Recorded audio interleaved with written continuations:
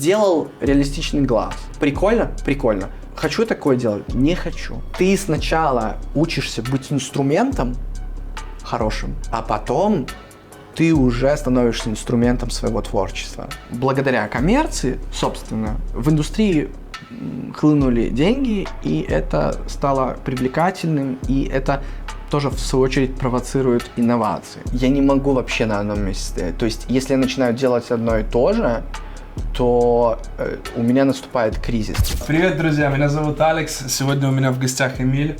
Всем привет. Поехали. Погнали, ёпт. Не моя фишка, конечно. Так, ну.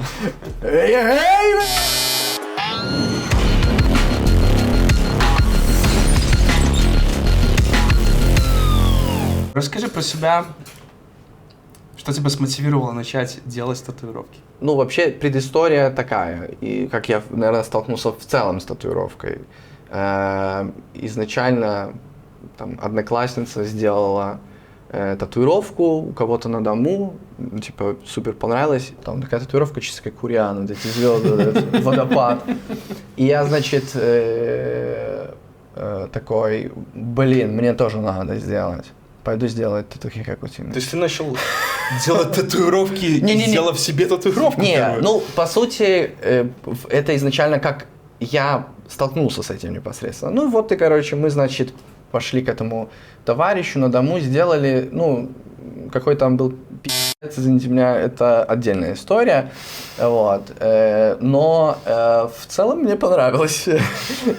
И после этого я понял, что, блин, я тоже хочу что-то типа подобное делать. Это, типа, круто. И понимаешь, в чем принципиальное отличие между тем, что сейчас занимаются татуировкой, входят в индустрию, и тогда, что это не было привлекательной картинкой какой-то, типа «Роскошная жизнь», конечно, или что-то еще. То есть не было вот этих господов, это только-только появлялось.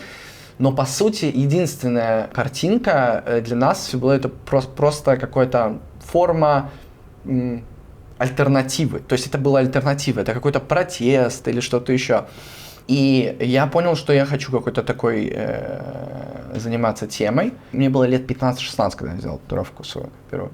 То есть года 3 еще у меня была такая тема, что я просто искал каких-то знакомых или что-то еще. Ты сам понимаешь, что в то время это было так устроено, что найти человека, который тебе расскажет, покажет, практически невозможно. Это надо было прям, это субкультура, там надо было быть в тусовке. Да. Ну и, собственно, я искал, все знакомые были, это просто, которые делали татуировки, это, ну, просто лютая дичь, это вот, это струна и все такое, и, ну, это никак я тоже с этого начинал. Да, но это было никак не связано с какой-то профессиональной татуировкой, и, типа, делали они лютую дичь, а тогда уже появлялись салоны, уже появлялись прям качественные татуировки. Я даже не знал, как собрать машинку. Вообще не понимал, что, где там вставляется. Я тоже помню эти моменты. Да, я просто вообще абсолютно не догонял, как это все устроено. И была такая тема. Я работал тогда на баре, и у нас пришел чувак. Нет, я тогда еще работал официантом, и пришел к нам чувак, официант весь заколотый, но в говнище люто. Я такой: о, откуда здесь столько татух? А я сам себе колю. Такой: ой, Маня, а как, я тоже хочу. Хотя, вот короткая предыстория, перед тем, как с этим чуваком я познакомился, я очень просил тех людей, которые мне делали татуировку, то есть я, получается, сделал тогда на дому по рекомендации своей одноклассницы у того деда, но там просто практически вся татуха выпала. И я пошел там по знакомым спрашивать, мне посоветовали одного, второго чувака, я пошел к ним делать на коррекцию, и я ко всем обращался, чтобы мне хотя бы объяснили вот базу, ну вот как это, ну на ютубе ничего нету, как собирать машинку или еще что-то. На тот момент я не помню, но я, во всяком случае, информации никакой извне не мог достать. Помнишь сайт Тату-Артист? 100% ты на нем тоже находился. Слушай, я узнал о нем, когда я уже занимался татуировками. Окей.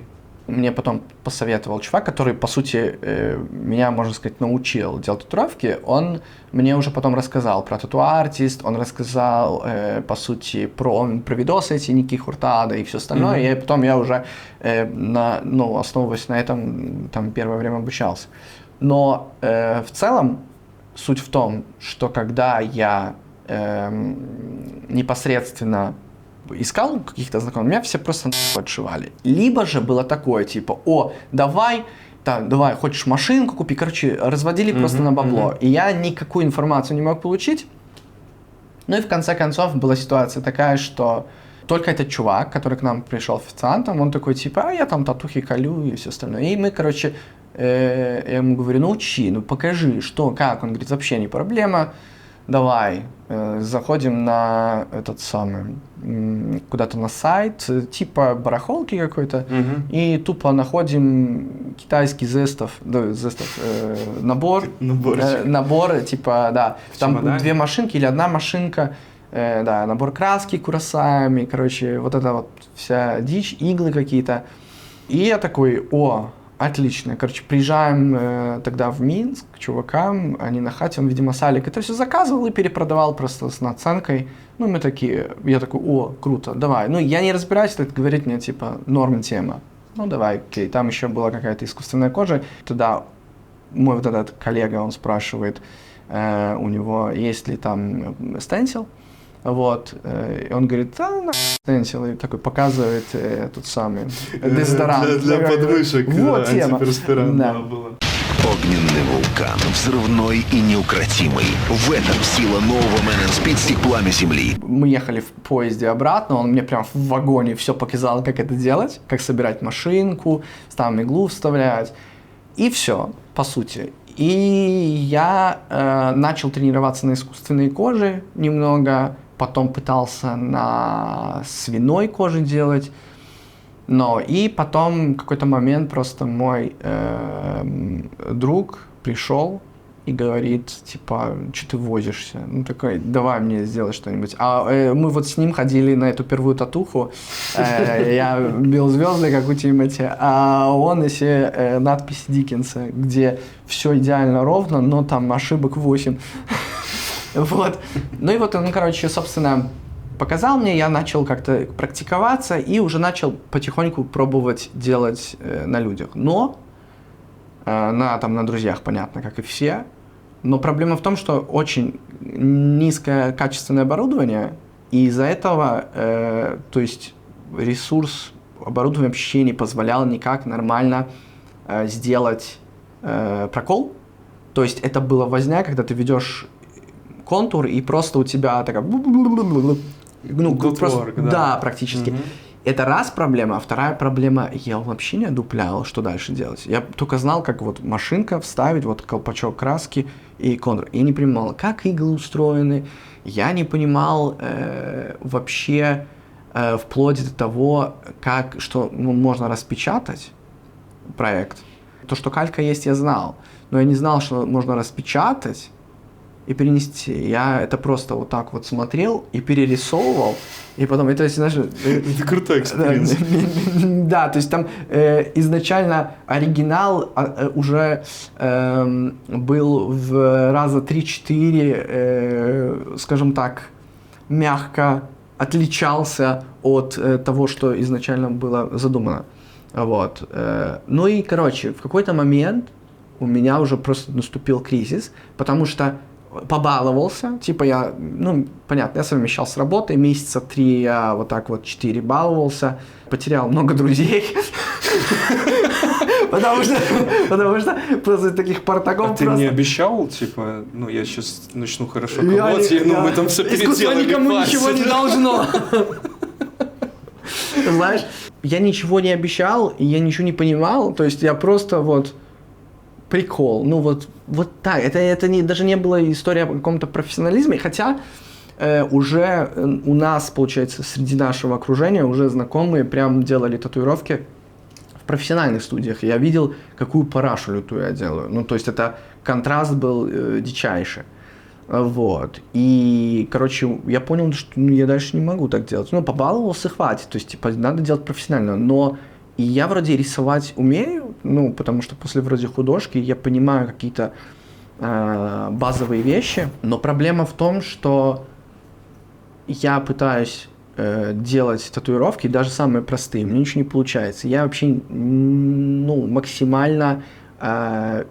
в дисконнекте с оборудованием. То есть для меня это непонятная история. Я просто тупо начал всех массировать, писать всех вот этих знакомых еще раз, чтобы типа хоть как-то обучиться, какие-то курсы или что-то еще. Но я написал несколько студий по поводу курсов, но это была просто какая-то... Тяжелая ситуация. Тяжелая ситуация, потому что много денег хотели. Они не хотели делиться совершенно. Да, и это были формат курса типа 3-дневного, и там типа $900. Для меня, там, 18-19-летнего, это была просто неподъемная сумма. У меня оборудование, типа, $50 стоило, или сколько там, $70. В Беларуси на то время это были неподъемные деньги. Ну, мне кажется, в целом, да, что... ну, короче, я на такую сумму точно не рассчитывал, не знал, что делать. И просто начал по всем писать, просто ВКонтакте. Тогда вбивал, искал в моем городе кого угодно, кто, я смотрю, более-менее профессионально делает хорошо, и писал... Крик о помощи, помогите, пожалуйста. Что ж можно было сделать проще, на самом деле? Ты просто идешь, записываешься на татуировку. Почему ты не рассмотрел такой вариант? Ну, на самом деле, слушай, у меня конкретная была цель. То есть я хотел научиться делать татуировки. Мне надо было, ну, то есть это как все равно какой-то кот в мешке. То есть ты можешь прийти, тебе никто ясно не объяснит. Может, тебе просто чувак будет сидеть и скажет, ну иди в жопу, типа, слухай пришел, типа, какой тебе... какие тебе знания.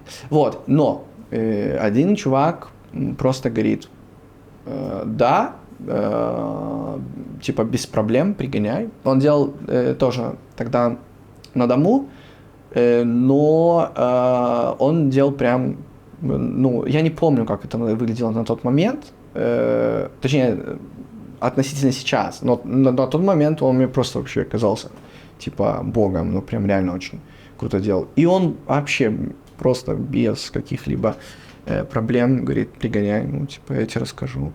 Славян, привет. Спасибо большое. Да, Славян, ты воспитал. Ну вот, короче, и Славян, значит, чувак, я просто приходил к нему, сидел, он делал татуировки, он мне все рассказывал. Ну вот просто ничего, по сути, взамен не требуя. Знаешь, я еще такая скотина. Я такой приходил, вот это все-таки сказывается возраст, потому что ты такой, еще ветер в голове, я такой, и мне интересно, я все слушал, но я такой, типа, сидел там до 3-4, говорю, блин, мне на футбол надо. Вот. Но в целом он мне все, по сути, рассказал. Самое основное, это, конечно, надо было сменить оборудование. И он мне, по-моему, даже порекомендовал конкретно, у кого можно купить. Ты на койлах колол, да, начинал? Да, я изначально делал на машинках индукционных, да. У нас в городе был билдер, который делал местный, ну, он, наверное, до сих пор делает. Вот. Ну, в целом машинки были достаточно неплохие, и тогда я купил у него там 2 тачки, у славян, который меня обучал. Я, в принципе, потом, скажем так, таким образом его отблагодарил, ну, как бы я сделал у него татуировку, вот. Ну, в принципе, все. Вот как бы в целом с этого момента я уже более-менее начал делать татуировки. Когда я купил нормальное оборудование, я еще, конечно, много чего не понимал, много передо мной было таких барьеров и технических, и много потом еще какой информации я там черпал у других мастеров. Но в целом вот с этого момента, по сути, я более-менее начал постоянно делать татуировки и хоть как-то развиваться. В то время это было больше как интерес или больше как творчество? Как ты это воспринимал? Слушай, на самом деле очень тяжело сказать. Я на тот момент, если честно, мне кажется, я такой, буду крутой. Типа, я буду делать татухи, я буду, типа, просто... Ну, это было просто круто, потому что ты от, например, старшего поколения, да, допустим, родителей, это же всегда конфликт существует между отцами и детьми, и мне это просто уже нравилось. То есть, когда говорят, ну, типа, какие татуировки, ну, это же чем-то... Мы все это понимали в, там, 19 лет, 20, ну, и вообще, кто татуировками занимался, достаточно, скажем так, именно кто профессионально к этому подходил, а не, скажем так,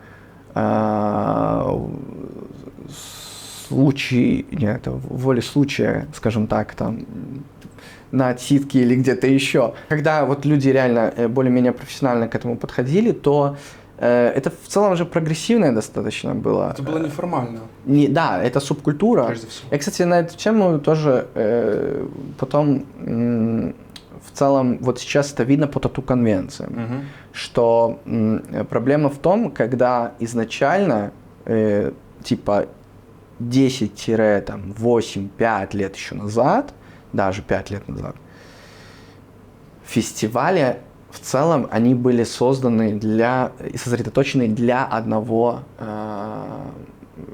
одной как бы субкультуры. То есть, потому что клиенты и татуировщики — это одна тусовка была. Да. Сейчас уже не так. Это абсолютно коммерческая история, когда есть очень узкий круг вот этой субкультуры, который остался, но в целом это настолько сейчас популяризировалось, и есть люди, большинство людей, клиентов, они вообще не посвящены, это им все равно, они пришли, сделали, заплатили деньги.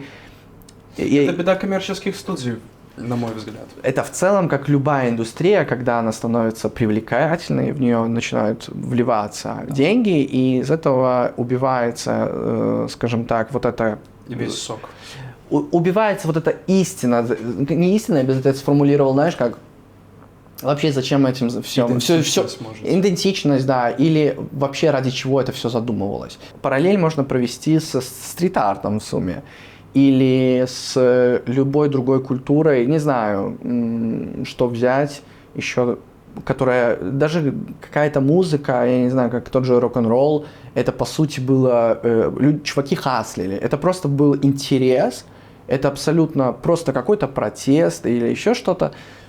И потом, когда людям это начинает нравиться, это люди начинают покупать, включаются в это люди с бабками, то есть коммерция появляется. Они, мы сейчас с этого сделаем бизнес. И они начинают в это инвестировать, естественно, создавать сервис, создавать все. С одной стороны, это круто, но с другой стороны, становится это таким образом, что большинство, вот именно ради чего это все начиналось, оно начинает замыливаться и становится просто тупо индустрией, как бы основной идеей вообще, ради чего это, уже тяжело в целом людям, особенно новичкам, которые приходят в эту индустрию, вообще в целом понять. Сейчас люди, молодые татуировщики, которые приходят, только начинают, это уже подходит к этому как к профессии. То есть я выбираю себе профессию, татуировщик. Да. Мы не выбирали эту профессию, это просто, по сути, был интерес. И тот же параллель на самом деле со Стивом Джобсом. То есть и вообще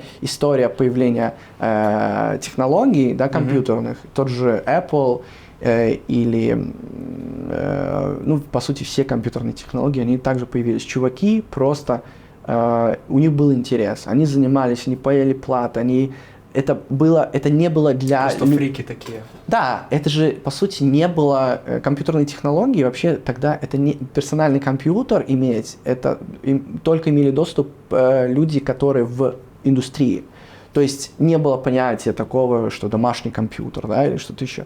То есть чуваки просто этим занимались, и потом, когда это начала развиваться индустрия, технологии расти, это стало привлекательным, и потом это все превратилось в коммерцию, и потом уже... масштабировалось. И чуваки, когда уже начинали заниматься этой профессией, новые, не которые у истоков были. Понятно, я тоже не у истоков был, да, то есть чуваки, которые там 30 лет... Да, но, скажем так, мы на хвост... во всяком случае, я себя идентифицирую. Мой русский... Как? Идентифицирую. Ты понял. Понял, да. Вот так меня представь, короче. И, собственно, я ассоциировал, точнее, ассоциирую себя до сих пор, как бы, в принципе, с людьми, которые занялись этим ради какой-то идеи, ради просто интереса. Ну вот смотри, несмотря даже на то, что у нас такие взгляды, которые, я твой взгляд совершенно поддерживаю про коммерческие студии, и вот такие более вайбовые студии, в которых работают крутые татуировщики. Мы работали в коммерческих студиях, я и ты. Что нам это дало? Слушай, мне, без коммерции развитие практически невозможно. Но смотри, я извиняюсь, что я ухожу постоянно от примера татуировки каким-то параллелям. Мне кажется, это просто будет зрителям более понятно на каких-то таких общепризнанным, понятным вещам. То есть изначально, если мы возьмем, например, тоже, опять же, Apple, был Стив Возняк, который был технарь. Как сейчас Акос, например. Вот они создают новую технологию. Да. И был Стив Джобс, который был... Он не был, по сути, технарем или там мозгом, но он был, по сути, крутым менеджером. То есть он сумел собрать команду, он сумел продать и продвинуть этот продукт. И то же самое, по сути, если бы не коммерческая составляющая в индустрии, то ни за что бы в жизни мы бы не зарабатывали таких денег. То есть мы дальше бы колупались, это было бы дальше субкультурой. Ну, то есть субкультура какая-то появляется, потом она исчезает. Иногда она развивается до индустрии.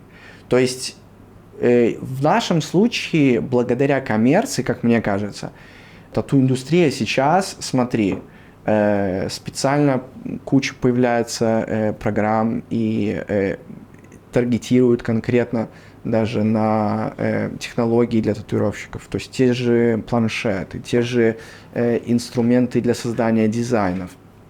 Я не помню, что такое последнее было, когда сейчас недавно тоже как...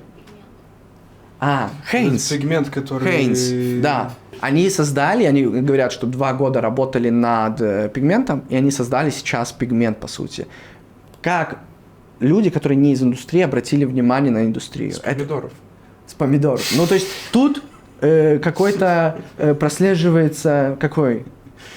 Американский след. Или итальянский. Нет, азербайджанский. Лучшие помидоры азербайджанские. Благодаря коммерции, собственно, в индустрии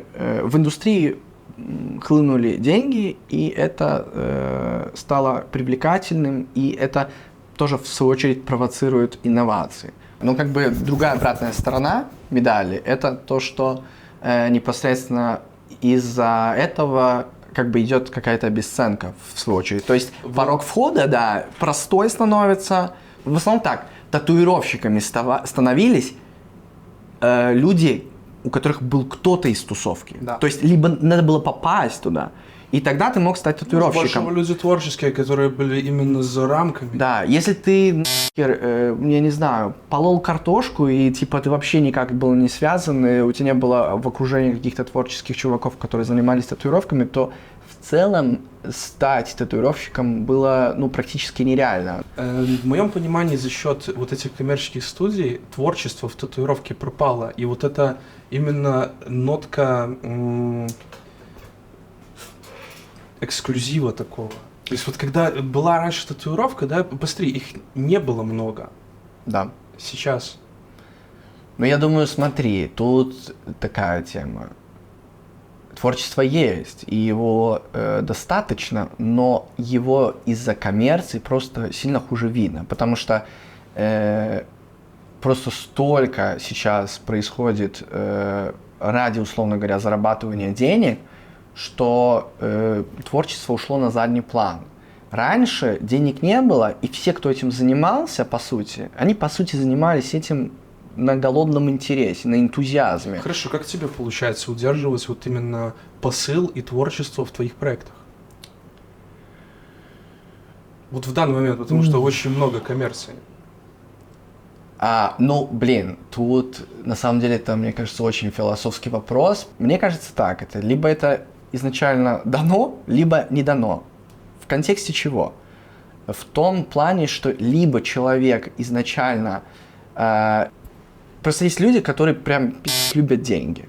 Вот они все делают ради денег. Ты с ними даже вот не договоришься. И у меня есть много людей, с которыми я еще начинал, которые занялись этим исключительно ради денег. И они не развиваются практически. То есть, если ты посмотришь, они это видели как средство выживания, заработка денег. И у них нету никакого прогресса практически. У них стиль не развивается. Они просто нашли какую-то быстро нишу, научились не делать и делают одно и то же на протяжении 10 лет. Они зашли не из того интереса. Да, сейчас я попытаюсь к этому подвести. Но есть люди, которые, их тоже много, которые занимаются этим, потому что они по-другому не могут. Ну вот не могут. И, по-моему, в подкасте даже у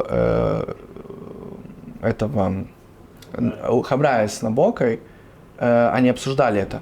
Ну, знаешь, это классический, типа, вопрос, пацанские вот эти разговоры, типа, а что бы было бы там, ты что бы там занимался бы татуировками, там, если бы тебе дали $1 000 000 или еще что-то, сколько ты хочешь денег, условно говоря, чтобы не заниматься татуировками, типа, ты получаешь и все. И как бы в целом большинство, не большинство, но какая-то часть там сообщества, безусловно, понимает, что, блин, ну они не могут так. То есть это не в первую очередь ради денег. И тут, мне кажется, вот это в основе лежит всего. Потому что, чтобы найти свой стиль или что-то еще, тебе нужно постоянно экспериментировать. Тебе постоянно нужно выходить из зоны комфорта. И это не мотивируется деньгами, потому что если у тебя все хорошо, ты никуда не развиваешься. Да. Это мотивируется другими вещами, психологическими, в первую очередь, не знаю, комплексами или каким-то желанием, я не знаю, даже пускай какой-то нарциссизм или еще что-то, но ты хочешь там, быть в центре внимания или еще что-то, какие-то необъективные вещи, какие-то, которые нельзя потрогать. Это в основном вещи, которые просто исходят изнутри, какая-то энергия.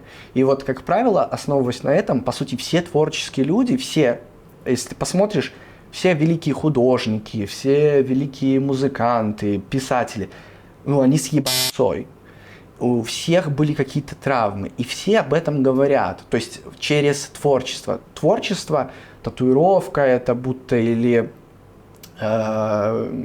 кино, живопись, это форма выражения, то есть и у кого что болит, тот о том и говорит. Ну, по сути, как бы вот такой принцип.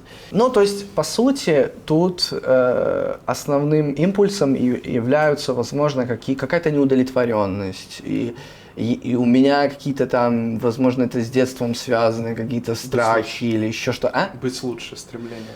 Но не совсем. У меня обостренное чувство конкуренции, это точно. Это, возможно, тоже проистекает из детства как-то. Но в целом у меня это связано с тем, что просто я не могу вообще на одном месте стоять. То есть, если я начинаю делать одно и то же, то у меня наступает кризис. То есть мне надо, знаешь, вот это, типа, завтра у тебя поездка какая-то долгожданная, ты куда-то едешь, и вот эта вот ночь перед сном, когда ты засыпаешь, и ты такой, я завтра поеду. Когда ты уже там, уже не так интересно. Но вот это, вот самое, вот это, и вот я очень оберегаю это ощущение. То есть, если я не чувствую, что у меня готовится какой-то проект, у меня меняется, я сейчас попробую какой-то эксперимент, еще что-то, мне прям хуево. Ну, то есть, я чувствую просто, что, ну, я не чувствую, что я живу. Вот, короче, у меня так. Я, ну, может, гиперболизирую немного, но как бы суть такая. Твой стиль в данный момент — это эксперимент или то, к чему ты пришел за долгие годы? Не, это эксперимент 100%. Ну, то есть, это просто путь. Я не... Скажем так, сейчас то, что я делаю, в большей степени мне нравится. До этого у меня в целом стиля не было. То есть, я был татуировщиком. Ну, он просматривался, в технические моменты есть. То есть, даже там, отойдя, например, на 3-4 года назад, он уже создавался. То есть, это эксперимент, я больше... Ну, смотри так, я бы сказал, становление происходит любого там татуировщика или в целом человека, который занимается там творчеством, изначально он наращивает скилл, то есть это просто происходит практика. Из-за того, что я не понимал, что я хочу изначально на основании там рисунка, то есть у меня просто был академический рисунок и все. И я свой эксперимент только начал, когда начал заниматься татуировкой. То я, конечно, большая часть времени по сегодняшний день, по сути, ну не по сегодняшний день, а там в течение 8 лет первых, по сути, это было копирование или адаптация, попытка понять, как другие мастера крутые делают такие вещи через какие-то свои дизайны. То есть, по сути, я брал, например, Аде Панчо, вот мне нравилось то всему, он что-то делал, и я пытался сделать, как он, ну, не знаю, например, какой-то фрагмент, там, огонь или какие-то элементы, то есть убрать там детали. Потом я там брал, например, Игоря Митронгу, то есть пытался его повторить где-то моментами. Я не копировал конкретно, но я пытался адаптировать свои дизайны под других мастеров, и это все пропускало через себя долгое время. То есть таким образом я пытался найти тоже свой стиль, вот. И в какой-то момент я просто для себя понял, что мне интереснее гораздо работать с контекстом, со смыслами. То есть когда я понял, что мне неинтересно какую-то изобретать свою вселенную или что-то еще. Параллельно это очень долгая работа. Это не только ты татуируешь, ты как бы изучаешь из себя, просто тупо как личность, чего ты хочешь, пытаешься понять себя. И плюс еще дополнительно ты пытаешься черпать это через другие источники, через других деятелей, через литературу. Я начал изучать искусство, понимать там тоже, как у других это происходит в разные времена. И в то же время я в какой-то момент просто для себя понял, что поп-арт это типа максимально подходящий для меня. Я типа, это был очередной эксперимент, но я настолько почувствовал себя органически в нем, что я просто задержался на дольше. Но я 100% дальше буду что-то искать и изобретать, потому что просто нет смысла останавливаться. То есть я сейчас работаю с контекстами, чтобы тоже понять, как это все устроено, но в каком-то будущем я хотел бы тоже начать какую-то свою вселенную строить. Ну, то есть, условно говоря. Потому что если... Ну, это самое интересное, но это самый высший пилотаж, да, как, условно говоря, мы берем кино на реальных событиях, это интересно всегда, круто, это жизнь, но совсем другое, это другая вселенная, как «Властелин колец» или «Гарри Поттер». То есть, вот, чтобы такое создать, это прям нужно мастерство. Мотивирует ли тебя то, что твой стиль, который ты создал из нескольких там картинок, да, то, что он так заходит людям, то, что у тебя миллионные просмотры, тысячные комментарии и огромные охваты, мотивирует ли тебя это? Да, безусловно. Я думаю, что тут, мне кажется, какой-то симбиоз того, что ты делаешь, то, что ты любишь, то, что ты хочешь, и то, что нужно людям. То есть это востребовано. То есть в какой-то момент у меня было года 2 назад, я сделал работу «Реалистичный глаз», но на тот момент я еще не делал то, что я сейчас делаю. Вот. И он у меня прям выстрелил. Вспомни свои эмоции, как это было вообще. На тот момент, конечно, я порадовался, я офигел. У меня там было, я не знаю, ну, в конечном итоге на данный момент это видео набрало там 50 миллионов просмотров, около... Там, более 1000 комментариев. Там много, да, 700 там с чем-то тысяч лайков. Вот.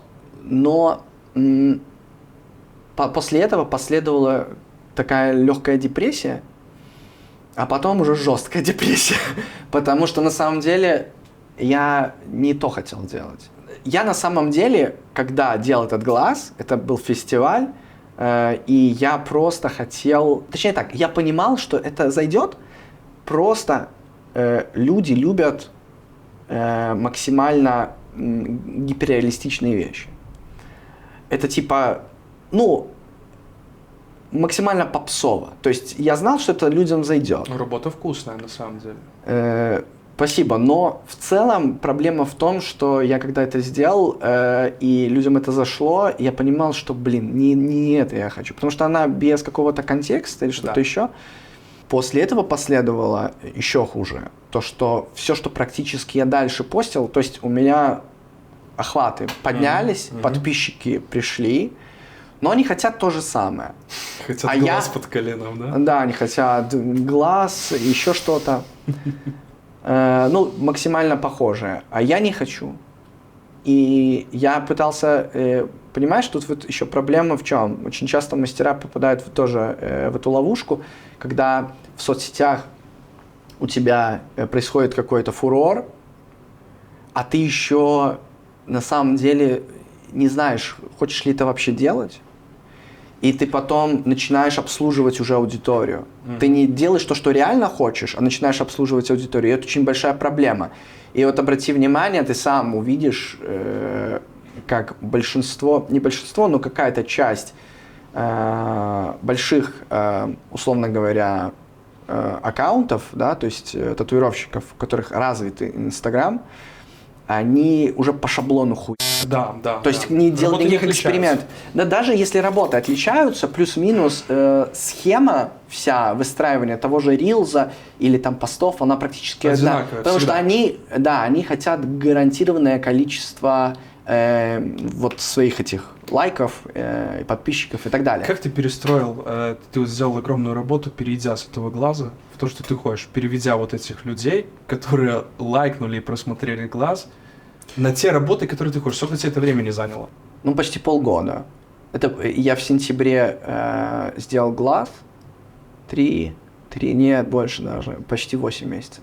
И 8 месяцев у меня как бы все сформировалось на следующей конвенции в Кракове. То есть это был июнь. То есть в сентябре я сделал татуировку, она залетела, и у меня просто Инстаграм убился. То есть Инстаграм убился, потому что все хотели только такое, а я, не хотел такое. Я еще экспериментировал, искал, но мои работы были неузнаваемые. То есть это все очень такое примитивное из Инстаграма. То есть тот же реализм, да даже если он сделан хорошо и качественно, все равно, как бы, знаешь, люди объелись этим. Этого очень много. Неинтересно уже. Это неинтересно. Как бы оно ни было сделано. Да, в основном ты даже если посмотришь, не будем там называть имена, но самых там топовых татуировщиков, которые делают очень качественно, и все знают их в комьюнити, и они супер на конвентах, но они делают, например, просто там реализм или что-то еще, то в целом у них аккаунты не сильно развиты. У них, видишь, потому что мы уже просто приучили людей, то, что они понимают, что вот у этого татуировщика всегда хорошо. И тебе даже это неинтересно смотреть. Ты это пролистываешь, и тебе неинтересно. Как творчество, у немногих татуировщиков можно рассмотреть татуировку как творчество с каким-то посылом. Но тут еще работает то, что, понимаешь, индустрия и вообще в целом татуировка, она тоже эволюционирует. Понимаешь, нужно всегда свежий взгляд. То есть люди привыкают, и это неинтересно. Если ты будешь выкладывать плюс-минус одно и то же, даже если это качественно будет, у тебя регулярно ты увидишь, как охваты падают. Например, любого взять мастера, посмотреть Инстаграм его, когда он начал делать свой стиль, именно свой стиль, его первые работы в этом стиле, они будут, самый вот этот коэффициент охватов очень высокий, много лайков, и последние работы, если они не изменились в плане стилистики, ты будешь наблюдать, что интерес аудитории падает.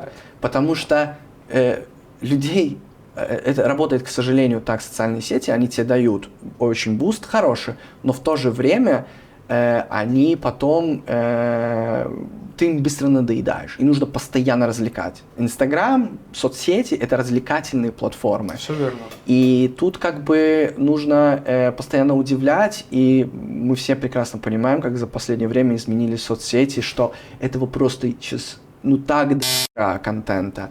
И раньше, если кто-то что-то прикольное сказал, мы на него подписывались и за ним начинали следить, то сейчас все это просто как, просто у тебя в ленте, ты их скроллишь, не подписываешься. То есть ты знаешь, у кого-то может быть минута славы залететь, какой-то рилс или что-то еще, но потом никто к нему не вернется. Но это людей, кстати, вбивает, именно артистов вбивает в очень сильные депрессии. То, что ты у меня такое было. Потому что ты не можешь соответствовать тому, что тебе задает темп. Да, и вот именно проблема в том была, что я задал сам темп негативный. То есть я не этого хотел. И у меня был выбор. Либо я буду сейчас обслуживать аудиторию и делать то, что они хотят. Буду колоть реалистичные глаза, какие-то реалистичные губы, реалистичные какие-то вещи, но просто показывать какой-то гиперреализм.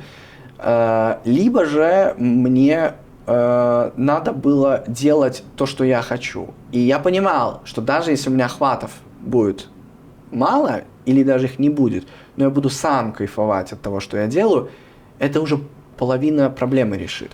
И тут я, когда начал над этим работать, это реально где-то около 8-9 месяцев заняло. Это очень быстро у тебя получилось на самом деле. Слушай, это не быстро. Я в целом 10 лет занимался татуировкой. Но именно перевод с того, что у тебя стрельнуло, на те рельсы, которые тебе нужно. Потому что не все могут это сделать. Смотри, тут же так же работает, как и любой татуировщик, как и любой деятель творчества. Ты просто делаешь на протяжении долгого времени, многих лет, одно и то же. Ты делаешь татуировки, например, да? Но в то же время ты постоянно что-то экспериментируешь, пытаешься, новый... Да. И в какой-то момент ты просто нащупываешь. Потому что через это происходит тоже, в свою очередь, обратное познавание тоже как бы самого себя. Ты делаешь такой... Сделал реалистичный глаз. Такой, прикольно? Прикольно. Хочу такое делать? Не хочу. Я хочу другое попробовать.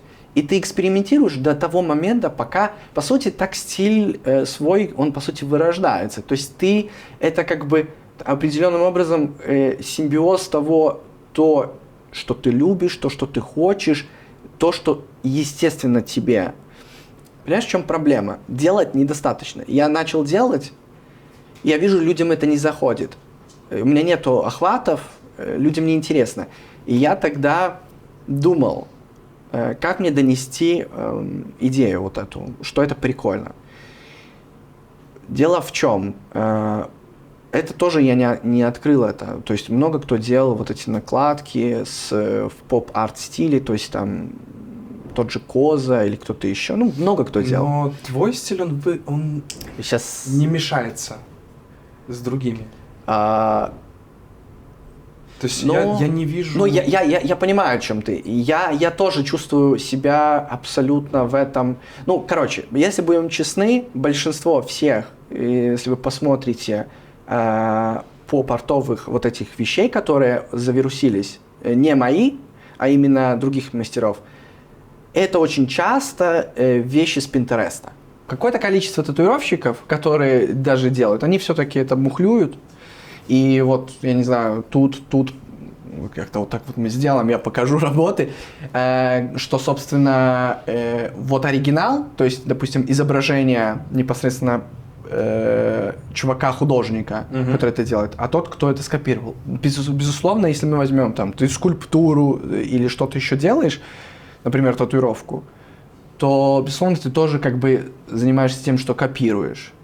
Но мне кажется, в поп-арте и в целом, если мы говорим про такие штуки, это немножко другое, потому что концепт сам того же поп-арта, он может вызывать либо эмоцию, либо это будет какой-то интерактив, какая-то работа с контекстом, переосмысление, возможно, каких-то вещей в более каких-то сложных формах. Но тут сама суть, что художник до этого додумался. Он сопоставил два вот этих мира, и, собственно, это реализовал. У меня тоже есть несколько работ, которые я именно использовал как практиковался. То есть это, наверное, одна работа, я точно могу про нее сказать, больше, по сути, нету. Остальные все работы я сам коллажировал, и если говорить про то, как я пришел к этому, да, немножко быстро возвращаясь назад, вот этот момент кризиса, 9 месяцев, я просто экспериментировал все. Я, когда нащупал и начал очередной эксперимент, но уже с поп-артом, я почувствовал в этом себя так органично, у меня, ну, все мои рефлекторные инстинкты, я не знаю, как это описать, то есть все внутри во мне кричало, что типа оно, типа прикольно. И я просто начал в это углубляться, я понял, что я знаю, что тут делать.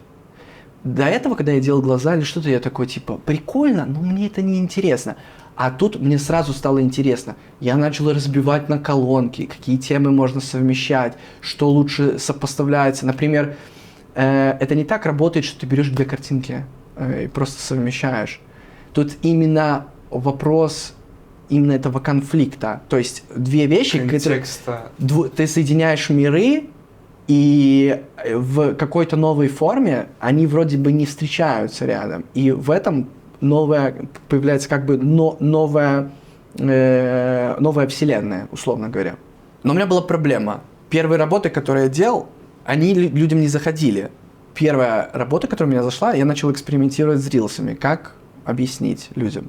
Короче, на самом деле здесь все очень просто. Я что сделал? Я взял, значит, просто тупо работу.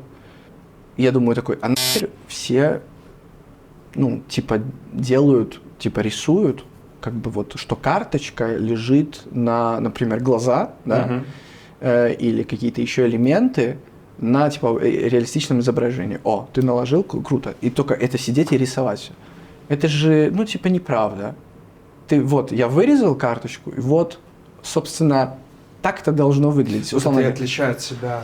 И я такой думаю, вы же занимаетесь как бы обманом. Во-первых, я подумал. А во-вторых, я такой, типа, блин, а как людям донести идею, что, типа, это контекст меняется? То есть я изначально хотел делать этого Джокера 2019 года, где он держит так рот, типа, улыбается, но он грустный очень. Он, ну, все понимают фильм «Контекст», да, что это как бы драма.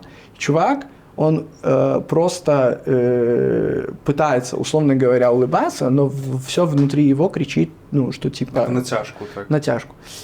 И я беру изображение, значит, сверху, делаю ему глаза, просто этого из «Симпсонов», Красти, как он называется? Красти Краб. Не. Это Красти Краб? Нет, это Патрик! Я не Красти Краб. Патрик, это название ресторана. Клоун Красти, да, этот, вот, из «Симпсонов». И я, короче, беру просто такой, а как мне показать вот этот контекст? Ну, я потом взял не Джокера, а просто мужика, который так делает, потому что мне эстетически просто подходило. У него было немножко лицо в бок и очень плохого качества изображения, и я, короче, такой, типа, я возьму просто какой-то качественный реф, потому что мне все равно низ надо был, мне все равно было, кто там был. И я, короче, беру и просто такой, блин, а как показать контекст? И я делаю в начале видео, что я беру эту карточку и накладываю. Практически месяцев 8 или сколько у меня аккаунт, ну, практически лежал. И, типа, это видео, этот Reels, просто набирает 1020 лайков, ну, типа, там, солидное количество просмотров, и такой, охереть. А у меня уже несколько работ, ну, у меня готовы, я их делал, ну, то есть я не понимал, зайдет, не зайдет, это очередной эксперимент был. И я следующую работу выкладываю тоже, и получается вот эта девочка тоже улыбающаяся, тоже с этими, и глаза из не Марш Симпсон, а только это, короче, девочка, я не помню, как ее зовут, типа самая младшая из Симпсонов, дочка с соской, которая была. И я накладываю точно таким же образом, просто на планшете. Да, я беру, помню эту работу. Да. Твою. И она просто рассказывает, типа у меня там 9 миллионов просмотров, тоже солидное количество лайков. Людям это зашло, а я это и хотел делать. И в этот момент я, ну, почувствовал, что я выныриваю из депрессии, такой, ебать, и солнышко засветилось. Вот этот момент, когда совмещается все. Ты хочешь, это получается, и это людям нужно. И вот тогда это типа такой икигай, то есть это просто все срослось, все Каким получается. образом ты пережил вот эти вот 8 месяцев, да? Потому что ты наверняка делал свои работы, и ты не понимал, туда ли я иду, вообще на тех ли я рельсах. Это просто постоянный эксперимент, постоянный поиск. Ты просто, я не знаю, пытаешься себя переизобрести, потому что ты, возможно, разочаровался в предыдущем, то, что ты делал. И ты понимаешь, что как бы я уже все пробовал, надо что-то новое пробовать. И как бы выбора нету. Возвращаясь с самого начала разговора, я это делаю не потому, что типа мне кто-то за это платит или что-то еще. Я все свои вот эти эксперименты делал бесплатно. То есть я по сей день, у меня много есть проектов, которые я делаю совершенно бесплатно ради эксперимента. То есть мне это просто интересно. Это чистой воды просто исследование и своего творчества, исследование себя. У меня была такая ситуация, что я просто не понимал, что мне делать дальше, и я просто почувствовал новое что-то, и что я себя в этом лучше чувствую, то есть натуральнее. Я понимал, как создавать дизайн, и мне это понравилось. Мне уже не сильно было важно, как бы людям заходит это или не заходит. Вот. Мне самое главное было, чтобы, в первую очередь, чтобы я это полюбил, чтобы мне это понравилось, вот, что вот я сделал то, что хотел. И, естественно, я когда чуть-чуть подготовил несколько проектов, работ, я начал с этим делиться. Естественно, поначалу все восприняли в штыки, то есть, это какой-то фан. Достаточно тяжелый арт, каждый в нем ищет что-то свое, да? Да, и вот в тот момент, когда очередной был эксперимент, я просто понял, что я, скажем так, просто чувствую в этом себя как рыба в воде. И вот тут история на самом деле, как ты говоришь, пережил. Для меня это было проще уже в какой-то момент, когда я уже нащупал. Но совсем облегчением стало, когда это людям зашло. Я тогда понял, что все я правильно делал. Да. Но если говорить про именно саму стилистику, я просто осознал в первую очередь для себя, что, я типа честно делаю. То есть это была очередная попытка какого-то копинга, эксперимента, то есть ты берешь и как сказать, это вот слово такое вот, по-русски, как это? Взаимозамещаешь? Не-не-не, когда ты берешь у кого-то что-то. Заимствуешь, вот. Я просто заимствовал какие-то идеи каждый раз на протяжении всего времени, экспириенса. И в этот момент просто, когда это было очередное заимствование, я такой типа, а у меня здесь есть самому что рассказать. И в этот момент я такой понял, что я здесь задержусь, потому что мне есть чем работать. Я могу через... Это, понимаешь, визуальный язык. И я в этот момент просто понял, что это типа инструмент органичный мне. То есть по факту у тебя как бы желание делать поп-арт и удержало этих 8 месяцев, плюс интерес. Но были какие-то, понимаешь, маленькие толчки. То есть это не так, что просто ты знаешь, и вообще у тебя ничего. Какой-то был фидбэк. И знаешь, какой самый жесткий был фидбэк, я вот про это расскажу тоже. Да, перед этими работами, которые я рассказал, зашла еще, достаточно неплохо работа Дева Мария, я просто дал ей картофель фри, да, типа с мака. Обалденная работа. И я просто, смотри, какой прикол, я делал это полицейскому, как бы для него это было чисто милота, у него типа сын любит картошку фри из мака, и типа, давай сделаем. В костел. А я, конечно, вкладывал немножко другой контекст. То есть это создание именно вот этой контроверсийности. То есть ты, получается, просто неожиданный элемент вставляешь. Я же потом ее закрыл черным квадратом Малевича. Да, потому что ему сказали, что его уволят. И когда он мне написал через 4 дня об этом, говорит, слушай, надо закрыть, короче, я ликовал. Да, это круто. Я просто ликовал, потому что я понял, что первый раз татуировка вышла как бы за рамки просто тупо изображения Инстаграма. То есть это произошло уже какое-то метафизическое какое-то слияние, то есть люди начали это воспринимать, кто-то в определенном образе это поляризация, то есть кто-то такой типа это дичь. Очень много комментариев посыпалось, публиковала Критика была, студия, да. критики было очень много. Кто-то люди просто ликовали, аплодировали, типа, круто. Нужно понимать контекст, если там кто-то не в Польше смотрит, не из Польши, и немного не понимает, просто в Польше очень острый вопрос с религией. Очень религиозная И да, страна, да. и тут прям это конфликт отцов и детей, то есть старшее поколение супер пропагандирует, значит, религию, надо ходить в костел, все остальное, а младшее поколение, наоборот, противопоставляет себя. И, собственно, эта работа, она, типа, очень сильно выстрелила, в первую очередь, в нашем, как бы, окружении, да, то есть в Польше, на платформах, в соцсетях, потому что вызвала большую дискуссию. И я именно этого и хотел добиваться, потому что это может какую-то вызывать дискуссию. Я пытаюсь, конечно, какой-то смысл передать иногда, но иногда это чисто фан, ну, просто весело. Когда меня кто-то спрашивал, я никогда не мог объяснить, зачем ты это делаешь.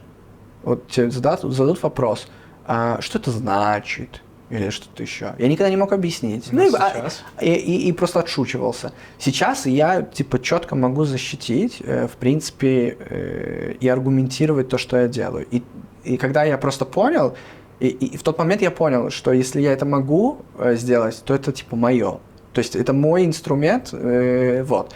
Ну, а сейчас, конечно, я буду дальше работать, экспериментировать, потому что я знаю, что если я остановлюсь, то опять же Ну вот исходя из приду твоего к депрессии. опыта, который ты прошел и к чему пришел, что ты посоветуешь людям, которые не имеют своего стиля в данный момент, то есть самим татуировщикам? Я думаю, что тут, конечно, базово, в первую очередь, это нужно очень много практиковаться, без практики никак. Ну и быть честным. Но если прям совсем глобально к этому вопросу подойти, то нужно понимать, что изначально мы все делаем вещи, мы учимся чему-то, то есть когда мы практикуемся, обучаемся чему-то, мы прилагаем неистовый просто труд для того, чтобы обрести этот инструмент. То есть, когда ты учишься делать татуировки, думать о своем стиле, это лишний шум. Не имеет смысла совершенно. Имеет смысл. Нужно научиться инструменту. Да. Потом, когда ты обрел инструмент, и ты можешь качественно это делать, если у тебя есть хороший бэкграунд художественный, и ты уже изначально что-то умел, это, конечно, большой плюс. Но мы предположим, что ты просто вот как у меня со старта, то есть какой-то базис был, но никакого стиля, ни своего понятия, что ты хочешь делать, не было. То в какой-то момент ты просто начинаешь много практиковаться, заимствовать работы других или заимствовать чужие идеи, но не в цели коммерции или там заработка счета, а именно с точки зрения пропустить через себя. Понимание. И когда ты анализируешь чужой, скажем так, experience через себя, что-то оседает, что-то ты отбрасываешь.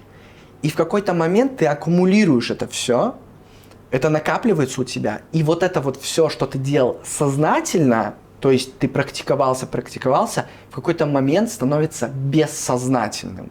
Но на это надо очень много труда, очень много времени, и через какое-то время ты начинаешь бессознательно делать эти вещи. То есть, когда говорят, там, как свой стиль найти, например, опять же, давай возьмем просто, мы смотрим все на какую-то личность, у которой там свой стиль одежды, своя там мимика, своя жестикуляция.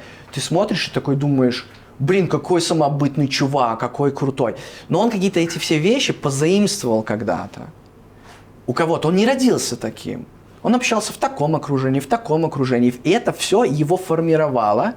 И потом в какой-то момент то, что он где-то копировал, может, бессознательно копировал, где-то осознанно, в какой-то момент стало его бессознательным. И тут такая же история. То есть вопрос того, нужно понимать, чтобы обрести свой стиль или понять себя, что ты хочешь делать, ты сначала учишься быть инструментом хорошим, а потом ты уже становишься инструментом своего творчества.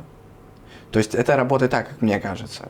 Хорошо, вот какие перспективы своего творчества ты видишь в будущем? Не только о татуировках, вообще в целом, глобально. Тут очень тяжело сказать, потому что на самом деле, смотри, если говорить просто тупо про татуировку, татуировка – это чисто история про эстетику. То есть это аксессуар для тела, и это никак не взаимосвязано с передачей каких-то смыслов, контекстов. Все вот эти забавные мемошные татуировки, это все, конечно, очень прикольно, но это не совсем имеет отношение к татуировке. Это фан, это прикольно, это как может быть магнитик такой, откуда-то привезенный, то есть какая-то памятка. Коллекция, да. Но это не совсем имеет отношение к татуировке. Татуировка, если брать, вот убрать всю шелуху, весь шум и оставить, и попытаться ответить на вопрос, что такое татуировка и зачем она вообще служит, какой у нее первоначальный, какая у нее цель, чем она служит, то тут нужно понимать, это просто аксессуар для тела. Иногда это работает, допустим, чтобы закрыть шрамы, восстанавливают, например, грудь, да, там соски после онкологии, подчеркнуть форму тела, также губы, перманентный макияж. Вот эта вот вся история, это чисто разговора о прекрасном, то есть это эстетика. Ну, либо племенные признаки, например.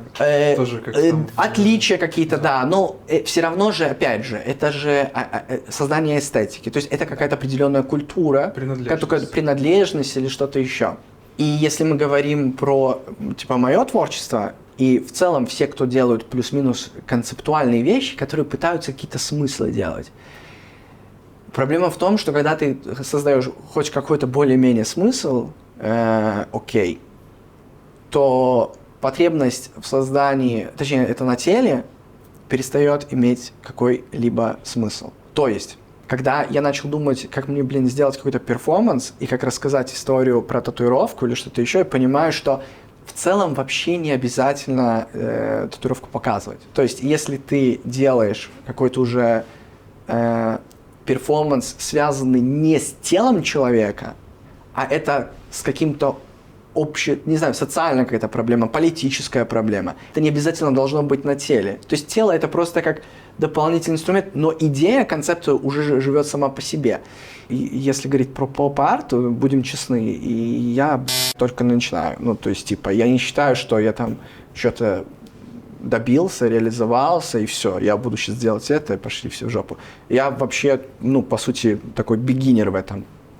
Я хочу это сейчас развивать, экспериментировать, но я понимаю четко, что даже с татуировкой, с этим Пиноккио, что я делал, я заработал больше на холстах, чем на татуировке. И люди сейчас, они смотрят, то есть татуировка стала инструментом маркетинга, но они не все готовы такое делать. Им нравится на это смотреть, и они охотнее купят картину. Я когда дизайн выкладываю, у меня дизайн порой может набрать столько же, иногда больше лайков, охватов, чем татуировка такая же. То есть это говорит, как мне кажется, о том, что содержание уже преобладает над формой. Да. Неважно, где ты это делаешь, на стене, на футболке, на коже. То есть этот концепт, он уже как бы сам по себе живет. Но это не совсем история именно про татуировку. То есть ты уже как бы вываливаешься за границы. И за границы, собственно, искусство татуировки. И, собственно, ну, отвечая на твой вопрос, я думаю, что я буду дальше в этом направлении двигаться. Возможно, постепенно татуировку я оставлю как способ какого-то, наверное, каких-то проектов интересных, потому что, безусловно, это до сих пор привлекает большое внимание, какие-то вещи. То есть нету смысла сейчас заниматься, ну, типа скульптурой или просто написать холсты, потому что уже вот это бессознательное, про которое мы говорим, мне сейчас надо обучаться практически новому инструменту. Да, мне на это потребуется меньше времени, но я просто знаю четко, что татуировку я могу гораздо качественнее сделать, и через это средство буду передавать информацию людям. Вот. Но уже концепты свои, они как бы уже больше живут сами по себе. То есть им не особо человек нужен, не особо нужна кожа. И я думаю, что я в этом направлении буду развиваться. Дальше надо искать. Тут тяжело сказать, куда это все приведет. Дальше нужно экспериментировать. Ну, честно, хотелось бы вот как-то найти золотую середину и границу, чтобы как раз-таки татуировки могли, например, тоже привлечь внимание и говорить про какие-то проблемы. Ну, например, мне кажется, пока это может быть странным, и немного даже некоторые будут с этим не согласны. Ну, а я типа по-другому не могу. Вот у меня там за что-то болит, меня что-то волнует, и мне хотелось бы только умею это делать. Я через этот инструмент буду пытаться какие-то, допустим, идеи продвигать. Ну, посмотрим, что это выльется. Ну, и я уже получал фидбэк от людей достаточно таких серьезных и образованных, что они вообще татуировки не любят. Ну, типа, мы обратили внимание на татуировку, типа, благодаря твоим, как бы, концептам, типа, да, крутые штуки делаешь. И я, например, это очень ценю, потому что я понимаю, что... Это, кстати, не был этот шеф полиции, который сказал закрыть татуировку. Вот, потому что я понимаю, что я таким образом могу привлечь еще больше людей в аудиторию, в тату-комьюнити и привлечь внимание к татуировке. Типа, татуировка, вот она еще более зрелая. И она может о чем-то тоже, допустим, говорить. Ну, не только про разговор о прекрасном, да, об эстетике, а, например, тоже какие-то там, может быть, какие-то темы поднимать. Например.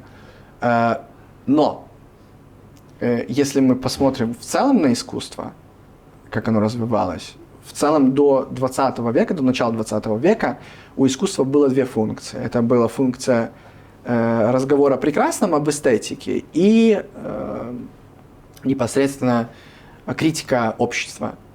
И потом, когда появилась в начале 20 века, появились дизайнеры, появилась такая профессия, по сути, у искусства на данный момент одна функция. Это, по сути, привлечение внимания к проблемам и критика общества. Эстетикой сейчас занимаются дизайнеры. Татуировка живет достаточно короткий промежуток времени, профессиональная, современная, да, татуировка. Да. И смысл в том, что сейчас, если мы говорим про татуировку, она проживает точно такую же эволюцию. Просто если вы посмотрите книги про искусство, то ты поймешь, что эта аналогия идентичная. То есть не надо ничего выдумывать. Примерно можно предсказать, что будет в будущем в той же татуировке. Визуальное искусство плюс-минус сейчас визуальное искусство татуировки развивается по всем тем же канонам. Оно развивалось технически, и оно достигло пика техники, и сейчас начинается раскол. Появляется, значит, дизайнерская татуировка и концептуальная. Ну, можно еще отнести, типа, скажем так, это опять же дизайнерская эстетика, закрытие шрамов и так далее. И именно поэтому, туда возвращаясь к конвенциям, вот это же проблема, что конвенции сейчас, организаторы конвентов, они немножко не понимают, куда двигаться. Это люди еще из старой школы. А суть в том, что сейчас уже происходит изменение индустрии, и нужно создавать платформы исключительно для там развлечения и профессиональные какие-то истории. Короче, если бы у тебя была возможность все вернуть обратно, но в этом времени... И спится. И начать снова делать татуировки. Рискнул бы ты? Сейчас. Сейчас, да. Вот сегодня. Ну, я на самом деле думаю, что сейчас, если пройти бы все с самого начала, при данном контексте развития татуировки, тату-индустрии, то вряд ли. То есть, безусловно, я люблю то, чем я занимаюсь, но я думаю, что вообще бы ничего не произошло бы так, как у меня произошло, если бы я начинал сейчас. Потому что уже изначально индустрия уже сейчас перегрета, и порог входа даже достаточно простой, но пропасть уже между мастерами, которые сформировались, которые имеют какой-то хороший бэкграунд, и теми, кто только начинает, ну, нереально. Ну, то есть, просто нужно брать в расчет, что придется сейчас работать в раз, я не знаю, 10 больше, чем работали мы. Нам ошибки тогда были простительны. Ну, то есть, когда мы могли делать партаки и угорать над этим. Да. Сейчас это не работает. Сейчас, мне кажется, на зоне даже уже делает достаточно качественно татуировки. Ну, то есть, типа, это нереально. Ну, просто зайти с таким бэкграундом, когда я тогда заходил, проделать такой путь, типа, в плане поиска какого-то там, в поиске себя, я думаю, что это бы не увенчалось бы таким успехом. И я понимаю, что плюс-минус сейчас, я опять же говорил, что я больше все-таки в сторону двигаюсь какого-то такого более концептуального творчества.